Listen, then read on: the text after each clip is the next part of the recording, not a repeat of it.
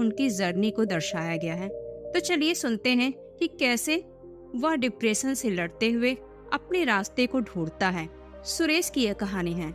सुरेश पढ़ने में बहुत होशियार था, एग्जाम भी अच्छे गए थे, लेकिन 1 महीने की बीमारी ने उसको आत्महत्या करने के लिए मजबूर कर दिया था। हुआ यूं कि सुरेश होनहार स्टूडेंट था, ठीक ठाक मेहनत भी कर लेता था और ध्यान से पढ़ता भी था, जिस कारण उसके अच्छे नंबर आते। इस क्वालिटी को देखते हुए टीचर्स ने समझाया कि तुम MBBS की तैयारी करो। सुरेश को अपने आप पर पूरा भरोसा था। उसने 2 साल मन लगाकर मेहनत से पढ़ाई की, सब बढ़िया चल रहा था। अचानक साल के अंत में सुरेश को टाइफाइड हो गया और 1.5 महीने तक वह बीमार रहा। जब सुरेश ठीक हुआ तो जोर शोर से पढ़ाई में लग गया और किसी तरह कोर्स खत्म करके परीक्षा में शामिल हुआ। रिजल्ट आया तो सुरेश का सिलेक्शन केवल 3 नंबर से रह गया था। शुरू में तो सुरेश संतुष्ट था। टीचर्स ने भी समझाया कि तुम चिंता मत करो, कम तैयारी में तुम अच्छे नंबर लाए हो, अगले साल तुम्हें अच्छे कॉलेज में सीट भी मिल जाएगी, बस मन लगाकर पढ़ाई करो और टेस्ट देते जाओ। सुरेश को सब बातें समझ में आ रही थी, चिंता की कोई बात नहीं थी। वह खुश नहीं था, लेकिन उसके जिगरी दोस्त जिनके साथ वह पढ़ता था वह सब मेडिकल कॉलेज पहुंच गए थे। दोस्तों के व्हाट्सएप स्टेटस पर सफेद कोट वाले फोटो देखकर उसे चिढ़ भी होने लगी थी। जाने अनजाने में सुरेश खुद को दोस्तों से कंपेयर करने लगा, फिर शिकायत करने लगा कि मेरी किस्मत ने साथ क्यों नहीं दिया। अब जब कोई छोटी मोटी दिक्कत आती तो सुरेश उसे सुलझाने की बजाय किस्मत को कोसने लगता। अरे मेरी किस्मत ही खराब है। सुरेश मेहनत तो इस साल में कर रहा था, घंटों टेबल कुर्सी पर बैठा रहता, लेकिन अब उसका मन पहले की तरह पढ़ाई में नहीं लगता था। इस बार उसने पूरा कोर्स रिवाइज करके एग्जाम दिया, लेकिन जब 3 महीने बाद रिजल्ट आया तो उसके नंबर पिछले साल से भी कम आए थे। असफलता के कारण सुरेश पूरी तरह से फ्रस्ट्रेट हो गया। वह कभी अपनी किस्मत को तो कभी ईश्वर को कोसता रहता। बार बार खुद से दोहराता है कि इतनी मेहनत के बाद भी मेरा सिलेक्शन क्यों नहीं हुआ, मेरे साथ तो धोखा हुआ है। वह दिन भर अतीत के बारे में सोचता रहता। अगर कोई टोक दे तो उसे पूरे दिन बुरा रखता और उससे बदला लेने की सोचता। उसके बदले व्यवहार के कारण लोगों ने उसे समझाना भी छोड़ दिया था। एक दिन सुरेश पूरी तरह हताश होकर एक पहाड़ की तरफ चल दिया कि ऐसे जीने का क्या मतलब, जब मन को चैन नहीं मिल रहा था। सुरेश काफी देर तक चोटी के किनारे खड़ा रहा। उसे समझ नहीं आ रहा था कि मैं क्या करूं, कैसे छलांग लगाऊं। तभी पीछे से आवाज आई, बल्कि पीछे से आवाज नहीं, आज्ञा थी। सुरेश के पैर अपने आप पीछे हट गए। उसने पीछे मुड़कर देखा तो एक अधेड़ उम्र का योगी या साधु जैसा दिखने वाला आदमी खड़ा था। योगी तो एक नजर में ही सब कुछ समझ गया था। उसने पूछा, क्या हुआ तुम्हारे साथ जो तुम कूदने जा रहे थे यहाँ से? सुरेश ने सारी बात बता दी। आज पहली बार सुरेश ने अपने मन का दुख किसी के साथ बांटा था तो उसे काफी हल्का महसूस हो रहा था। योगी ने सुरेश से कहा, यह तो बहुत छोटी सी समस्या है जिसे तुमने बड़ा बना लिया है।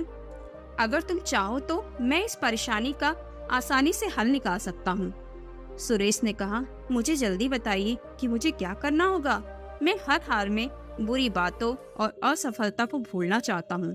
योगी ने कहा, मेरी कुटिया पास में ही है, वहीं बैठकर बात करेंगे। कुटिया के आते ही योगी ने सुरेश को पेड़ के पास बैठाया और अपनी कुटिया के अंदर चले गए। थोड़ी देर बाद योगी बाहर आए। उनके हाथ में एक जलता हुआ दीपक था। उन्होंने सुरेश से बोला, हाथ आगे बढ़ाओ और इस दीपक को पकड़ो। योगी ने सुरेश से पूछा, इस दीपक का वजन कितना होगा? सुरेश ने कहा, कुछ खास वजन नहीं है इस दीपक ने। योगी ने कहा, कुछ देर तक इस दीपक को यूं ही पकड़े रहो, बस अपने नजदीक मत लाना। कुछ देर में ही सुरेश के हाथ दुखने लगे। योगी ने फिर पूछा, अगर तुम इसी तरह दीपक को 1 घंटा पकड़े रहोगे तब क्या होगा? तो सुरेश बोला, ऐसा करने से हाथों में दर्द होने लगेगा। योगी ने फिर कहा, और अगर दीपक को पूरा दिन पकड़े रहो तब क्या होगा? तो सुरेश ने कहा कि हाथ सुन्न पड़ जाएगा, मांसपेशियों में खिंचाव बढ़ जाएगा, तो योगी ने कहा, क्या इस दीपक के वजन में कोई अंतर आया? सुरेश ने कहा, नहीं, दीपक का वजन तो पहले ही जितना है।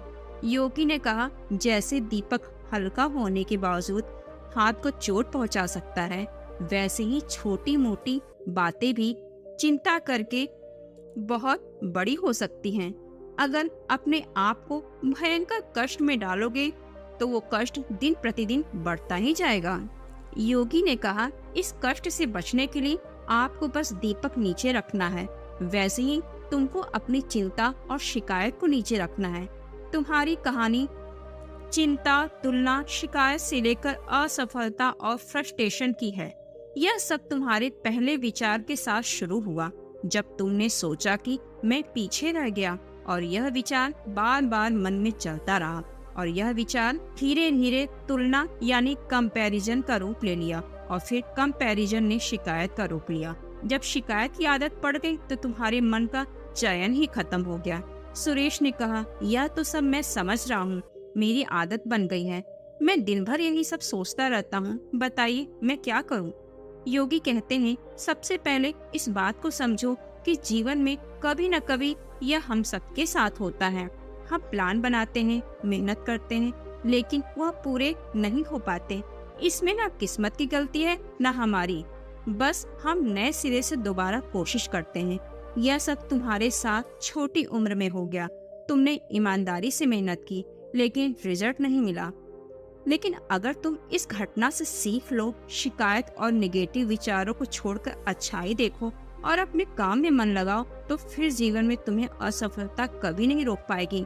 सुरेश अब उत्सुक था। उसे समझ में आने लगा था कि उसे एक नई स्किल सीखनी है। यह घटना उसके जीवन का एक बड़ा लेसन बन गया। उसने योगी से पूछा, मुझे यह तो समझ में आ गया कि पुरानी बातों को बोझ नहीं बनाना है, पर यह सब मैं करूँगा कैसे?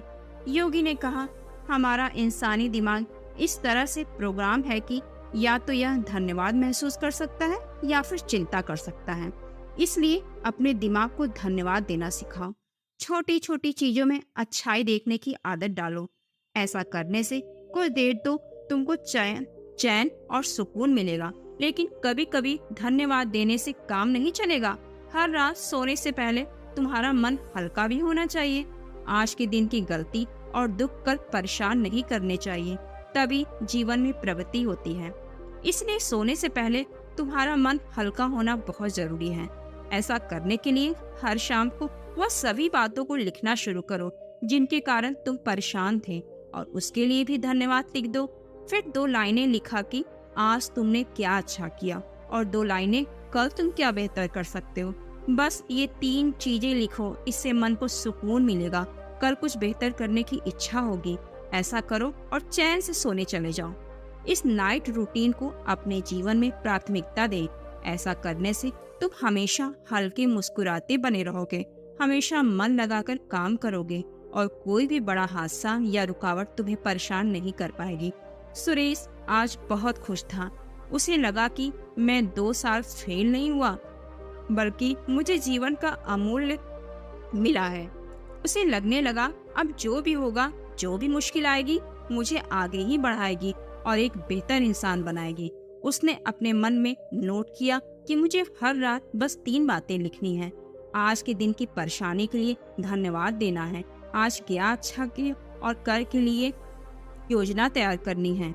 आज मैंने क्या अच्छा करे और कल एक चीज क्या अच्छी मैं कर सकता हूँ, और इन 3 बातों को अपने जीवन में अमल करना है। दोस्तों, अगर आपको यह वीडियो पसंद आया, मेरे दोस्तों को शेयर करना मत भूलिए, और हमारा वीडियो अंत तक सुनने के लिए आपका दिल से धन्यवाद।